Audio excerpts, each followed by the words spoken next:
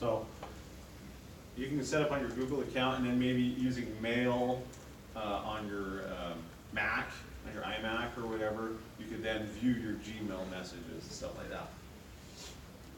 So those are the primary differences on those two protocols. We're going to use IMAP because IMAP is by far and away the most commonly used protocol for this nowadays. POP was used, I think I mentioned this before, in ancient days. When you had dial-up, you would, because you can't just stay on the internet all the time interacting with your messages over on the server, you'd use POP to download the messages to your local machine, close your modem, internet connection. Then you could compose your messages or respond to, then dial up again and send them. So POP was to download messages to your computer. And you can still do it, but it's not as common. Okay, so here's our steps that we're going to do. We're going to install Dovecot IMAP-D, which provides this IMAP functionality for us. We're going to configure it to only allow encrypted communication. If you think back here, I'm going to have two separate machines over here. I'm going to have my web server that is going to contact my mail server. So on our web server, eventually, not just yet, not on this assignment actually, but or I'm going to have my web server contact my mail server, or I'm going to have Outlook or Thunderbird that's running on a separate machine contact my mail server and ask for messages, and we want to make sure that this connection is encrypted, and eventually, that's an assignment or two down the road, we will make sure when we connect from our web server, it's encrypted as well. Okay, we're going to configure our client to access the new remote mail server. We're going to do our testing. We are also want to make sure, so there's two communication streams here. There is, obviously I'm downloading messages from the mail server, but when I send out, I have to communicate from my mail client to the mail server, so there's two separate streams there. I need to encrypt both. So we have to do something a little unique for both of them. For this direction, I'm going to run Dovecot. And so Dovecot is providing that IMAP functionality, and I'm going to connect to IMAP port to download messages. When I send mail, we are connected to port 25 to send mail, and we need to make sure that that's secure as well. So we're going to try to secure things. Otherwise, what's the problem? What if things aren't secure? What bad stuff can happen? Somebody just packet sniff the network and... Yeah, pretty easy. Wireshark the network, read their messages.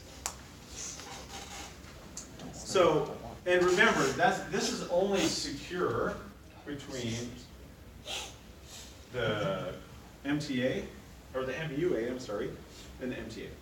So, we're going to utilize PKI. Have you heard of that term? No. Public-private key infrastructure, or private key infrastructure.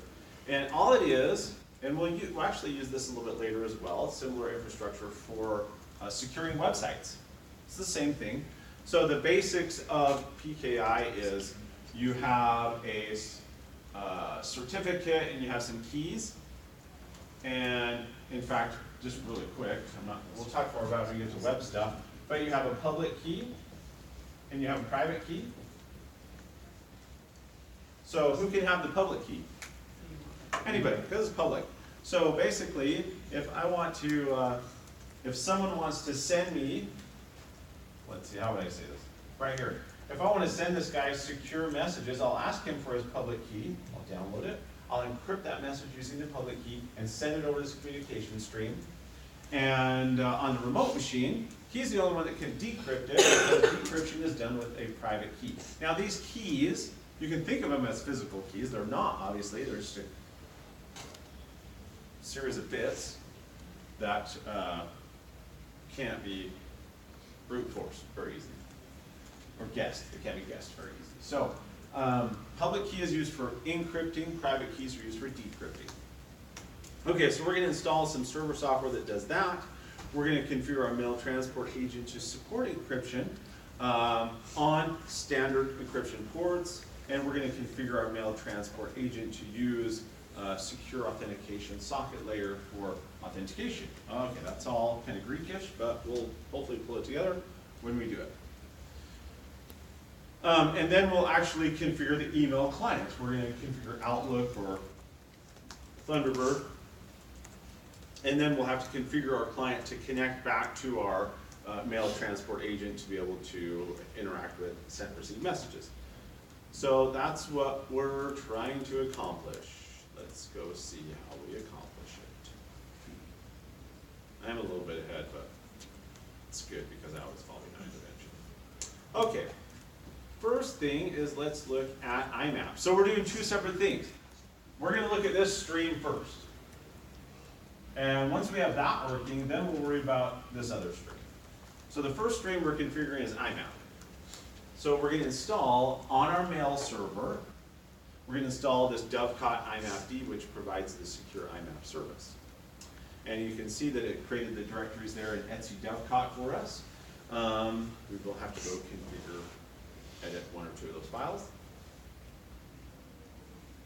Okay, so one of the first things I need to do is generate a public-private key pair for secure transmission. As I just explained, whether I'm using this secure channel or this one, they both use that PKI infrastructure for encryption.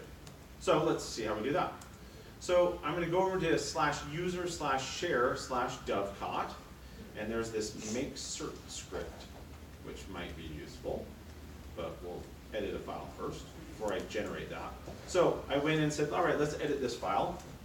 And in this file, I need to, the only thing I need to edit is this, no, you can't, right? It's going to ask for some information about my server. And it really doesn't even matter what any of these are. The only thing that really matters is this common name has to match the fully qualified domain name of your mail server. And then maybe the email address of the person that's in charge of this mail server, it doesn't really matter. I gave it an organization name and I gave it CIT. All of this, if any of you have ever dealt with certificates before, this is the type of stuff that'll be on that certificate. I didn't really talk about it, but a certificate is what's requested when I ask for encryption. I don't actually ask for the key, I ask for the certificate, and in that certificate is the public key. So anyway, we're editing these couple lines that are in that file. And then I can run that make cert script as sudo. Question? Oh, that's right. Okay, so, and it didn't even ask me for anything. It just, okay, fine. And if I look in Etsy Dovecot private directory, that's why I had to become root, because it wouldn't let me get in there. Here's my private key, right there, dovecot.pem. So that one no one should get a hold of. That is what my software is going to use for decrypting any of those messages that come in on that secure channel.